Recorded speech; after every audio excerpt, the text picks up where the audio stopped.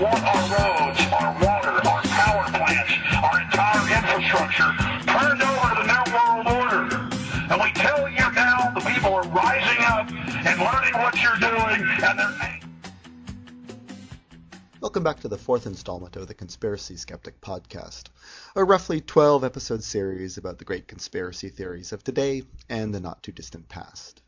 A listener sent some complimentary email the other day, hoping the podcast might continue beyond 12 episodes. To that, I say, well, 12 isn't a hard and fast number. It's just my expert back-of-the-envelope guess as to how many podcasts it will take before I just start repeating myself. Also, given this podcast seems to have a natural period of every 2 weeks, you're looking at a good half year of podcasts. Slightly off topic, if you've not actually come to this podcast via the Skeptic's Guide to the Universe podcast, or you're not already a subscriber, let me heartily endorse this podcast and their drive to reach 30,000 listeners by the new year. I would seriously hate to think you're wasting time on my podcasts when you could first be tackling the Skeptic's Guide and their 100-plus back episodes. Skeptic's Guide could be found via iTunes. Just check the science podcasts. They're in the top 20 listings. Alright, as my non-existent Scottish Rite Masonic grandfather would say, that's enough keening for ya. On with the meat and oats. Pretty much anyone online with an unreasonably large student loan and an underpaid entry-level job has been talking up a video called Endgame by a talk radio show host called Alex Jones. Jones is a big proponent of the 9/11 conspiracy theory, but as promised, this podcast isn't going to go anywhere near that morass. Endgame fortunately doesn't much deal with 9/11, but with a topic Jones has been stomping the boards with for the last 10 years. A great overarching one-world government conspiracy. Endgame runs about 139 minutes, which is like way over 2 hours. Jones seems to think he's Peter Jackson or something. Anyway, this flick has a lot of flab. If you cut out the video of him running around Ottawa trying to get Canadians to take a loud American screaming about world domination seriously, you're pretty much left with your New World Order conspiracy I talked about in podcasts 1 and 2. Gosh, have I only got to podcast 4 and started repeating myself? Well, no. Jones adds a few elements I didn't cover in the first 2 podcasts, like global warming and vaccinations. But the meat and oats of Endgame is about a group called the Bilderbergs. What the hell is a Bilderberg? Well, it's not a sandwich made with pumpernickel. It's basically a private group of highly elite Americans, Canadians, and Europeans who meet off the record and discuss a wide range of topics. It's kind of like the Algonquin Round Table, but with a membership whose collected net worth exceeds the GDP of any 3 African nations you care to name. These are people who call the people who call people flyover people, flyover people. I'll give you a moment to parse that. We're talking basically European royalty, former UN ambassadors, American senators, and the heads of major global corporations. Bono would be so lucky to get an invite. Actually, the list of attendees rarely has a single famous name. You'd pretty much have to be an avid reader of the New York Times, the Financial Times, The Economist, and Newsweek to recognize even half the names of people who have attended a Bilderberg jamboree. Here, do these names ring a bell? Bernard Lord, Alfred Herrhausen, and Craig Mundie. Who? But I guess when these guys get together and talk smack about the world, Jones goes ballistic. So what did they talk about? Well, according to Jones, they meet at fancy hotels in Europe and North America and hatch their plans for world domination. Geez, can't they use MSN Messenger? The group got its name from the Hotel de Bilderberg, the first hotel they met at in the Netherlands in 1954. The group was begun by a Pole named Joseph Rettinger. Rettinger became concerned with the rise of anti-Americanism in Western Europe at the end of World War II. Being Polish, he was more than aware of what Europe would be like if it was dominated by the Soviets. Yeah, like they'll give you a fair shake. Rettinger was kind of unofficially adopted by a Polish count. This gave Rettinger some contacts among European royalty. He got a Dutch prince to sign on to his idea of an informal gathering of pro-American leaders, sitting down to discuss how to stem the tide of growing anti-Americanism. It's a given the Netherlands would sign on, a people who suffered greatly at the hands of the Nazis, and to this day carefully school their children about the sacrifices Americans and Canadians made to free the Netherlands. And I have to remember, the people invited were professedly pro-American in a Europe that was quickly turning anti-American. You're not going to get many people from French labor unions to join your cause. Naturally, business leaders and people involved in the military-industrial complex are going to be pretty pro-American.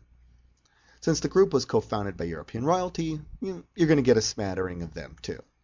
Now, anytime you get the heads of Europe, the USA, Canada, and business together, you've got a media circus on your hands and a lot of chances for these people to make sound bites to the press, instead of talking about what they're really thinking. So, naturally, you might want to do this behind closed doors. Let all these people let their hair down and be frank with each other without having to worry about the press misquoting them. Of course, if you assume the world is run by a shadowy group of elites, as Jones does, well, it's pretty easy to pour any old crazy conspiracy theory into this gap. For a meeting that's so darn secret, Jones sure does talk knowledgeably about what's going on behind these closed and gilded doors. Does Jones ever offer any evidence in Endgame of what's being discussed? No, of course not. Is there anything technically wrong with people freely associating? Just because you're the CEO of DuPont doesn't mean you have to abrogate your legal right to talk to any damn human you want in private. If you watch Endgame and see Jones with a bullhorn blasting at the dignitaries attending the Bilderberg meeting in Ottawa, shouting at them, "We're not your slaves," is it any wonder people like Jones aren't invited?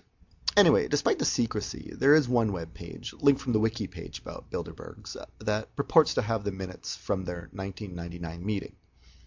The web page sort of touts these minutes as the final proof of what? If you actually read the minutes and assume they're true, it's pretty dry stuff. People get up, give a little talks, and then people in attendance carry on an informal debate. There's a lot of dissent, in fact. And this is hardly a group of people marching lockstep like jackbooted Nazis towards one world government, as Endgame would have us believe with its lurid and frequent use of Nazi imagery. I mean, check this chilling revelation about what was talked about during a conference titled, eerily, "The Relationship Between Information Technology and Economic Policy." I quote, and you might want to evacuate sensitive children from the room. Don't say I didn't warn you. Here we go. Governments have started computerizing tax collection, but they have not come to terms with how easy it will be to evade tax. Governments have started worrying about short-term changes in education, but they've not started asking themselves what schools are for. Terrified yet?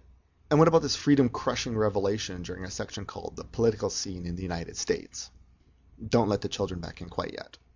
Several participants seemed particularly depressed about the relative unpopularity of free trade in American politics.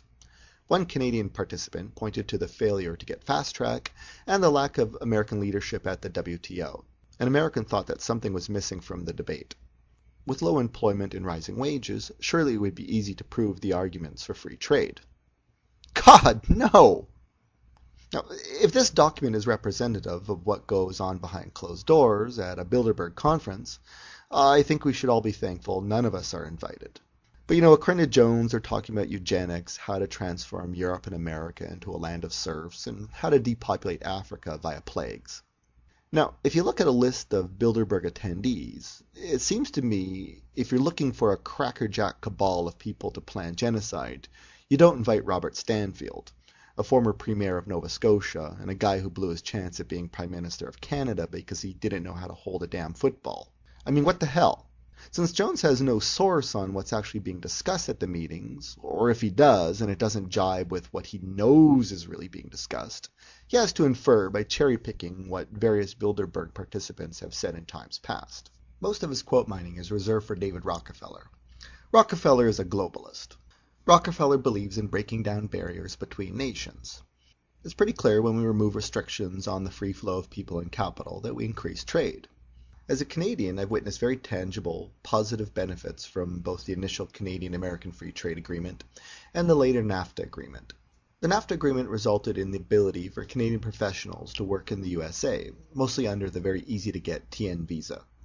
Back in the 1990s, when Canada's income tax rate was incredibly high, there was a huge drain of Canadians with skills to the USA.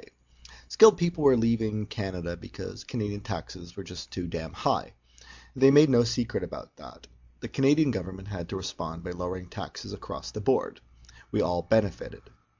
Now, sure, if you start from the standpoint that breaking down barriers is one world